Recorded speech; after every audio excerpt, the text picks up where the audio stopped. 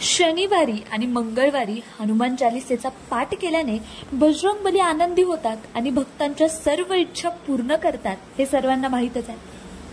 हनुमानजी बद्दल एक गोष्ट आपल्याला माहीतच आहे की ते एक बाल ब्रह्मचारी होते आणि त्यांनी कधीच लग्न केले नाही। परंतु तुम्हाला माहिती आहे का की पराशर संहितामध्ये सापडलेल्या कथेनुसार हनुमानजी विवाहित होते, परंतु तरीही ते नेहमी बाल ब्रह्मचारी राहिले। वास्तविक हनुमानजींनी हे लग्न विशेष परिस्थितीमध्ये केलं होतं।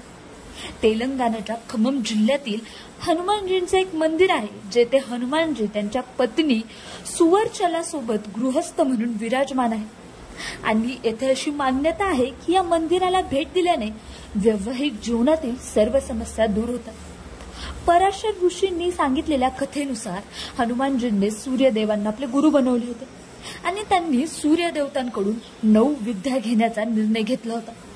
सूर्यदेवांनी 9 प्रमुख विद्यांपैकी 5 विद्या हनुमानजींना शिकवल्या, परंतु उर्वरित 4 विद्या शिकवताना अडथळा निर्माण झाला। तो अडथळा होता की त्यांचं लग्न झालेलं नव्हतं आणि उर्वरित 4 विद्या शिकण्यासाठी लग्न करणे ही आवश्यक गोष्ट होती। त्यानंतर हनुमानजींचे गुरु सूर्यदेव यांनी त्यांना लग्न करायचं सांगितलं।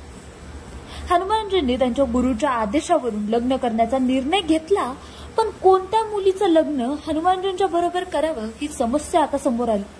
तेव्हा सूर्यदेवांनी हनुमानजींचा विवाह स्वतःची सर्वोच्च तेजस्वी मुलगी सुवर्चलाशी करण्याचा प्रस्ताव ठेवला। यानंतर हनुमानजी आणि सुवर्चला यांचे लग्न पूर्ण झालं। सुवर्चला एक तपस्वी होती। विवाहानंतर सुवर्चला कायमची तपस्येत लीन झाली, तर हनुमानजीही त्यानंतर इतर 4 विषयाचे ज्ञान प्राप्त करायला सुरुवात करू लागले। अशा प्रकारे लग्न झाल्यानंतरही हनुमानजींचे बालब्रह्मचार्य व्रत खंडित झाले नाही आणि आजही तेलंगणातील खम्मम जिल्ह्यातील हनुमानजींचे मंदिर आहे, जिथे हनुमानजी पत्नी सुवर्चला सोबत गृहस्थ म्हणून वसलेले आहेत।